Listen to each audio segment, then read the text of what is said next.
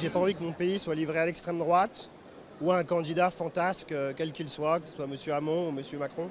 J'ai envie d'un homme sérieux qui dirige mon pays et tous mes amis partent à l'étranger. Charge patronale trop élevée, impossible de trouver un job, j'ai pas envie de faire la même chose, j'ai envie de travailler en France.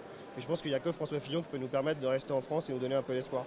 J'ai voté Fillon à la primaire et en aucun cas, compte tenu de ce qui est ressorti, et ça n'est pas du tout un complot contre lui, je ne le ressens pas du tout comme ça, je ne voterai en aucun cas pour lui, alors qu'en général je vote quand même centre ou droite. Voilà. Et en aucun cas je ne voterai pour lui. Voilà. Parce qu'on ne parle pas du général de Gaulle en se mettant sous son image et en ayant un tel comportement. Avec les casseroles qu'il a, quand je vois que nos paysans aujourd'hui touchent 350 € par mois pour plus de 50% d'entre eux, que son épouse a touché 30 fois ce salaire de paysan en tant qu'attaché parlementaire, je dis bien en tant qu'attaché parlementaire, la justice dira si c'est effectif ou pas. Voilà.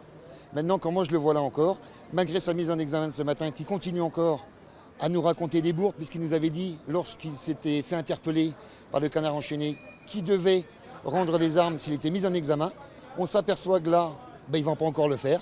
Donc ce sont des bonimenteurs.